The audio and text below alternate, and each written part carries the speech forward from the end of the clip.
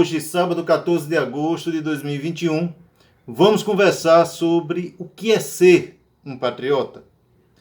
Antes de iniciarmos essa nossa conversa, gostaria de pedir a você para se inscrever no canal, dar aquele joinha no vídeo e enviar esse vídeo aos seus amigos. No último mês, tivemos a realização da final da Copa América entre Brasil e Argentina, sendo a Argentina campeã da competição, e a realização das Olimpíadas em Tóquio. O que deveria ser apenas uma competição esportiva tornou-se um embate nas redes sociais entre bolsonaristas e aqueles que querem o impeachment do Bolsonaro. Esse embate ele não é recente, né? Historicamente, a extrema-direita sempre fez um discurso nacionalista para legitimar as suas atrocidades, e os dois exemplos do século XX mais contundentes é a Alemanha nazista e a Itália fascista. Podíamos citar, inclusive, exemplos tupiniquins, né? Aqui no Brasil, quando houve o golpe militar de 1964. No Brasil, com a ofensiva da classe dominante contra a liderança de esquerda, principalmente contra a ex-presidenta Dilma Rousseff e o ex-presidente Lula, a extrema-direita ela sai do armário com o seu discurso preconceituoso, né, em relação às questões comportamentais, e o seu discurso de ódio, né, contra os pobres, contra os negros, contra os nordestinos, contra homoafetivos e principalmente, né, contra as lideranças de esquerda. Essa extrema-direita ela vai às ruas vestida, né, de verde e amarelo, como se fossem as defensoras da pátria, os maiores patriotas desse país, em contrapartida aos militantes de esquerda que supostamente querem trocar a cor da bandeira do Brasil para vermelho. Um discurso louco, sem o menor apoio na realidade, e que até hoje, né, ela é repetido aí pela militância bolsonarista. Bom, mas na verdade, o que é ser um patriota? O que é ser nacionalista? Quem realmente a gente pode classificar no Brasil como nacionalista? É possível um desenvolvimento econômico nacional soberano dentro do sistema capitalista? Essas são algumas questões que, é claro, precisaríamos de mais de um vídeo para aprofundar, mas o nosso objetivo aqui nesse vídeo é apenas fazer você pensar. E aí você busca aí mais informações em outros meios. A ideia de nação surge com as lutas contra os estados monárquicos absolutistas europeus nos séculos XVIII e XIX. Portanto, é uma ideia criada socialmente e não naturalmente. Por ser uma ideia criada pelo homem, ela deve representar os interesses daqueles que estavam no poder.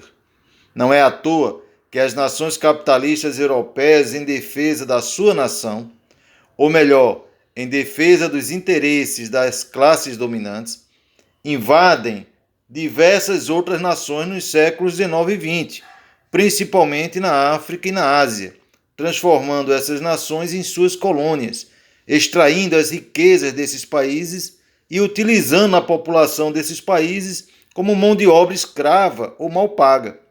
É o que Lenin, líder da Revolução Russa, chamou de imperialismo, fase superior do capitalismo.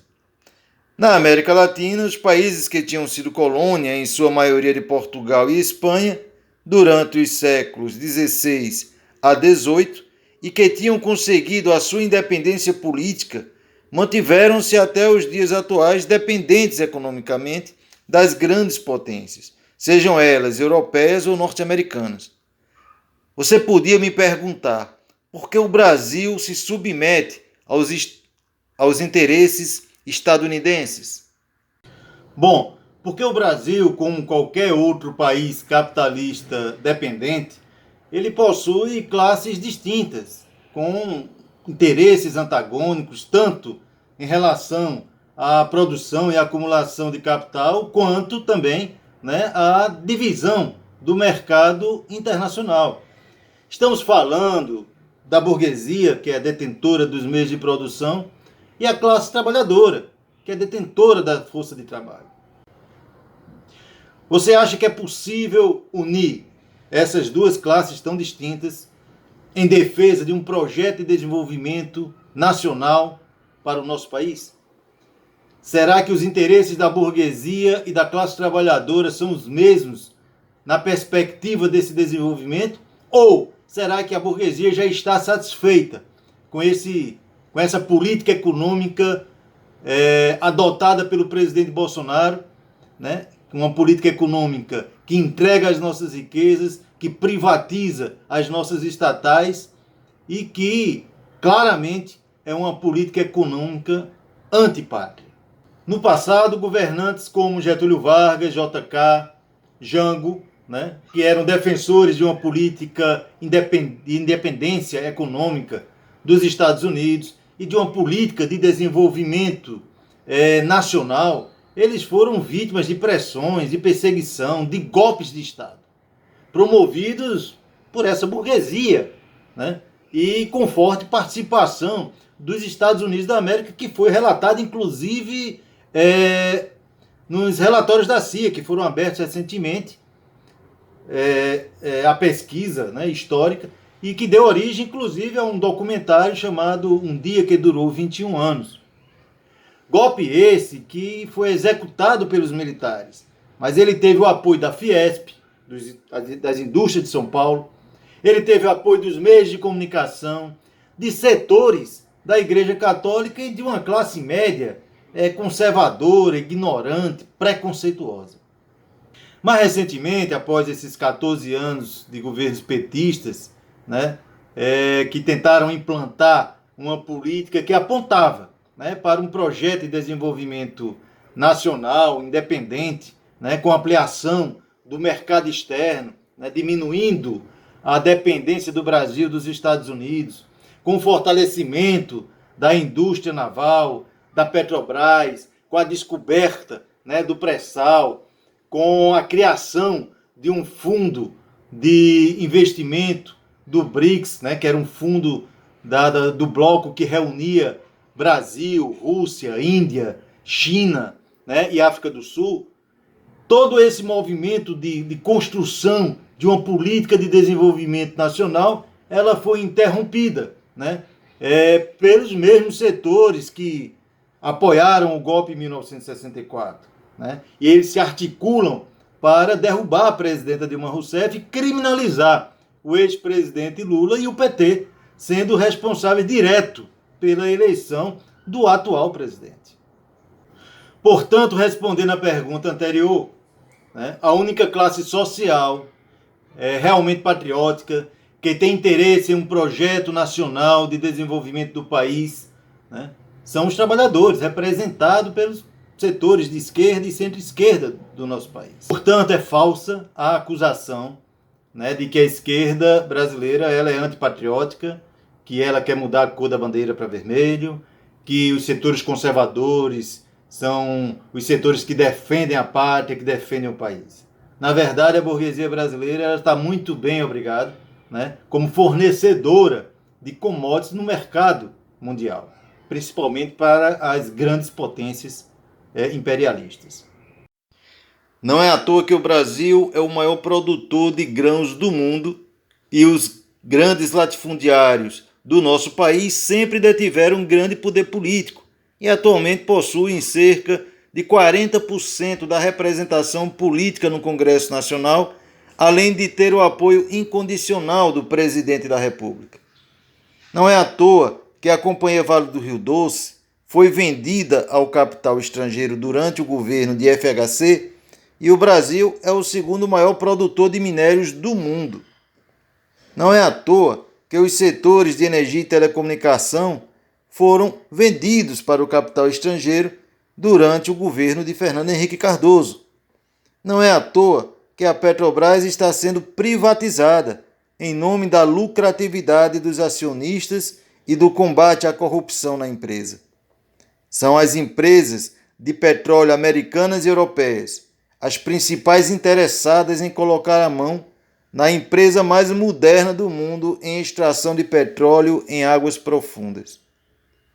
Não é à toa que o atual governo está privatizando a Eletrobras e os Correios.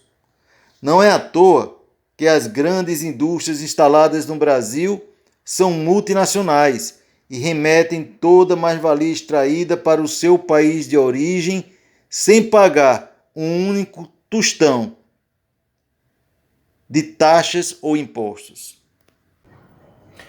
Você entendeu agora por que essa turma ela não tem o menor interesse em manter um governo que tem um projeto, né, de desenvolvimento econômico, nacional, independente e soberano?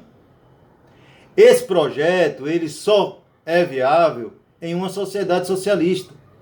Este é um programa da esquerda e não da direita.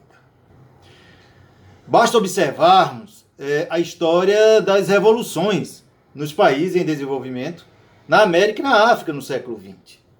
A bandeira inicial das revoluções, né, era a independência econômica e política, né, e a soberania do país. E estas bandeiras elas eram revolucionárias porque elas contrariam, né, os interesses imperiais estadunidenses e seus aliados internos, representados, né, pela burguesia agrária, pela burguesia industrial e financeira. O discurso conservador de que ser nacionalista, ser patriota, é exaltar o hino nacional, a bandeira, as cores verde e amarelo, é defender o governo de todas as críticas, isso é bem conveniente aos ditadores. A história mundial e a do nosso país, né, já nos mostrou aonde esse discurso vai dar. Se você realmente ama o seu país, quer construir uma sociedade mais justa, onde todos os brasileiros tenham oportunidades iguais, não se deixe enganar por esse discurso sem conteúdo. Nós precisamos e nós vamos derrotar este projeto entreguista, antipátria, que se esconde atrás da maior fake news criada pela burguesia.